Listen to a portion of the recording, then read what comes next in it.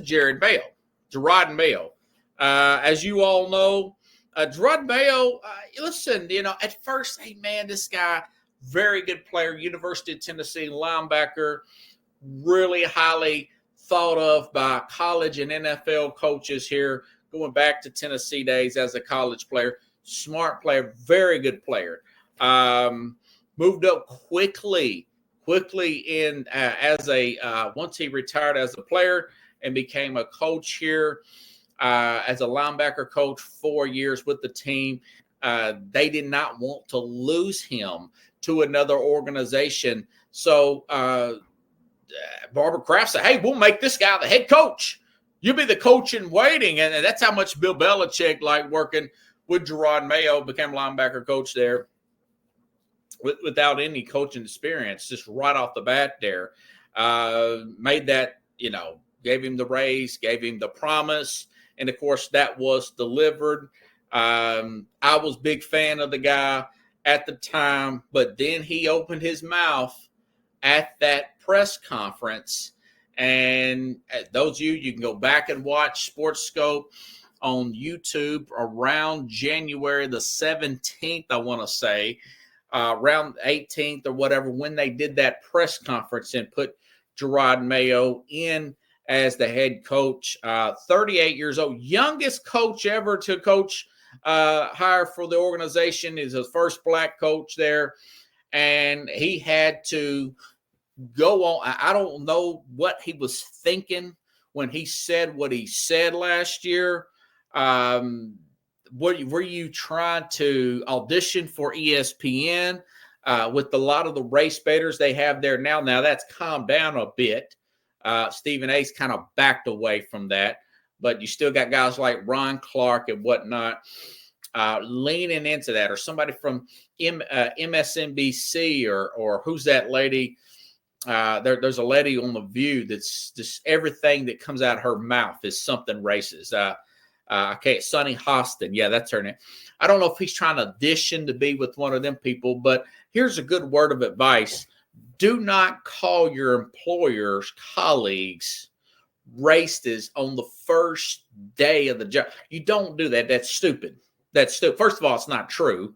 The data brings that out. I mean, you've had the Rooney Rule. They went beyond the Rooney Rule in the NFL. But listen to what he said last year, and I'm sure that once, Robert Kraft heard that, and I said then, I would have fired his rear end right there. That the next day I'd have fired him for that. But, Kraft wanted to be diplomatic, give the guy a shot, see what happens. Here's Jerod Mayo 1 year ago, just about a couple weeks from now. Listen. I do see color because I believe if you don't see color, you can't see racism. And whatever happens, black, white, disabled person, I've always, even someone with disabilities, I always, for the most part, people are like, when they're young, they kind of make the spot hot. Younger people know what that means. But what I would say is, no, I want you to be able to go up to those people and really understand those people. So it goes back to whatever it is, black, white, yellow, it really doesn't matter, but it does matter so we can try to fix a problem that we all know we have. Like you just said, instead of saying, listen, man, I'm here to coach this team to win. We don't go there. We're talking about winning football games here. The media can play all them games. Like a Todd Bowles, he said, listen, you guys judge people like that. I judge people by their character. That's Todd Bowles. That's why I really like Todd Bowles. He didn't play into that air quote woke. And I do think the country, the world is really getting away from that whole narrative. Everything is racist narrative. And the people are pushing all that crap. But I think that put him behind with me. That put him just – now, I was going to be fair with him.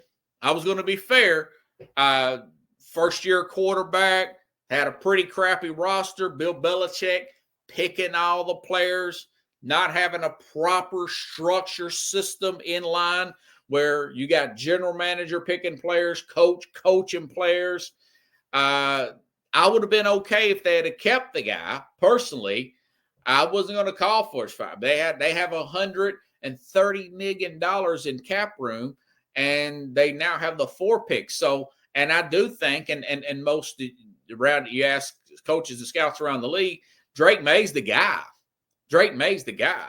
But you look at games like, for example, you look at the game where Arizona, they come off that late bye week. They get 3 points, 3/4 into this game.